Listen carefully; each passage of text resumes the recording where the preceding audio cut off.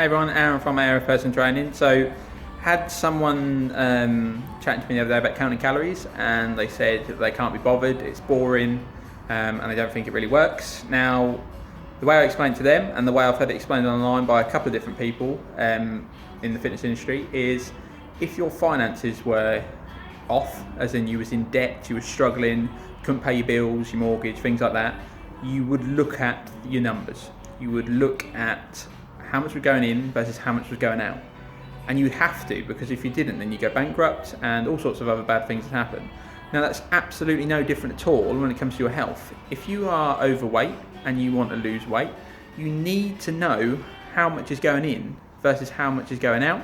Because if you don't know that and you aren't doing things like tracking calories and being a bit more mindful about what you're eating, you're just never going to get where you need to be, and you're always going to be going around in this endless cycle of losing weight, gaining weight, losing weight, gaining weight, and it's never going to be sustainable and maintainable long term. So unless you know your numbers, you're never going to get the results you want. So in regards to it being a bit of a faff and a bit of a nightmare and just really a bit boring, to start with, yes, I will say it is a faff, and it can be a bit repetitive and tedious, logging your food every single day. But when you're using things like MyFitnessPal, it logs everything you've done, so you don't have to log it. You don't have to log it in every time it's already there. What I normally say to my guys is, in a 2-week period, you will have eaten the majority of the things that you are going to be eating, and then it will just be a case of putting the odd different thing in every now and again.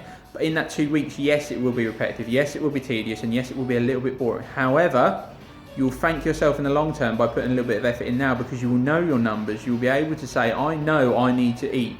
So for me, for example, doing what I'm doing at the moment, I have to eat around 2,000 calories a day to maintain what I'm doing now. Now, I'm not trying to lose weight, I'm not trying to gain weight, I'm just trying to maintain where I am. I have to eat about 2,000 calories a day to do that. I know if I'm going to be eating a bit less, I'm going to lose a bit of weight. If I'm going to eat a bit more, I'm going to gain a bit of weight. It's as simple as that, guys. But you need to know your own unique numbers. You need to be counting them at least for 2 weeks, and then you still need to be consistently doing it. It just won't be so much of a faff, because it'll all be saved in your app.